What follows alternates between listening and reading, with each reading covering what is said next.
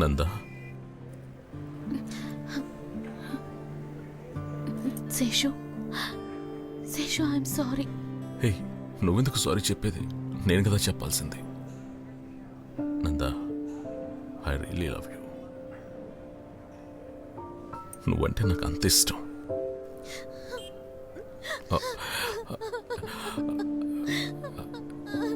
ఏడవకు నందా, ప్లీజ్ ఏడవకు. చుట్టూ ఉన్న వాళ్ళు గమనిస్తున్నారు. Are you okay? బెంగళూరు అని నీతో చెప్పి నేను వెళ్ళింది మా నాన్నని కలవడానికి, దుబాయ్కి. మీ గురించి నేను చాలా ఆలోచించాను.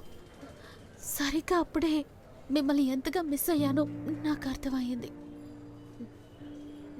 నాన్నతో నేను ఈ విషయం చెప్పగానే ఆ క్షణంలో అయినా మిమ్మల్ని ఒకసారి చూడాలన్నారు. సర్ప్రైజింగ్గా నాన్నతో కలిసి నువ్వున్న చోటికి రావాలనుకున్నాను. కానీ నందా, మా నాన్న ఇప్పుడు జైల్లో ఉన్నారు. అసలు ఏం జరిగిందో చెప్పు.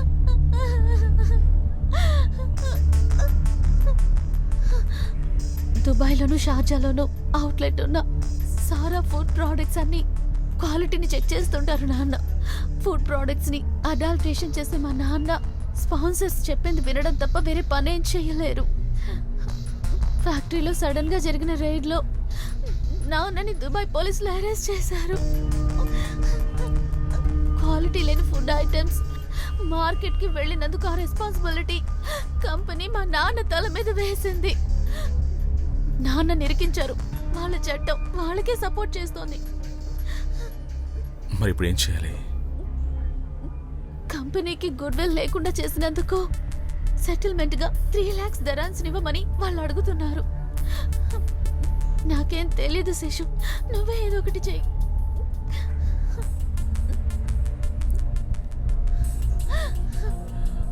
Give me some time.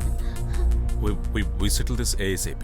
Okay? మీ నాన్నగారిని ఎంత త్వరగా వీలైతే త్వరగా ఇండియాకి తీసుకొచ్చేలా చేద్దాం. But how, శిశు? How can we arrange big amount? Don't worry. Just leave it to me. You know what? I'll handle this. I'll handle it.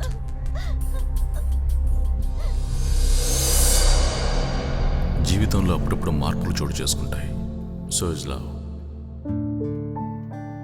There is not a day went by where I almost lost my hopes. But my love is true. Thank you, Nanda. My love is back. Thanks. ఈ సహాయాన్ని ఎప్పటికీ మర్చిపోను. నాన్నగారు వస్తే చాలు, అదే కదా మనకు ముఖ్యం. నేను తిరిగి వచ్చేంత వరకు మీరు నా కోసం ఎదురు చూస్తుంటారు కదా. నీతో మాట్లాడతానని, నిన్ను మళ్ళీ కలుసుకుంటానని నేను అస్సలు అనుకోలేదు. అయినా కూడా నేను ఎదురు చూసింది నువ్వు ఎప్పటికైనా తిరిగి వస్తావనే ఉద్దేశంతో. I'll be waiting.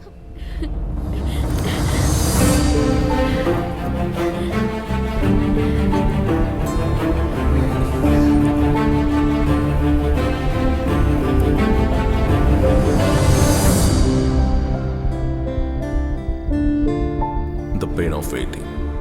కానీ ఈ ఎదురు చూపుల్లో ఎంతో ఆనందాన్ని వెతుక్కున్నాను. Nanditha, you were born for me.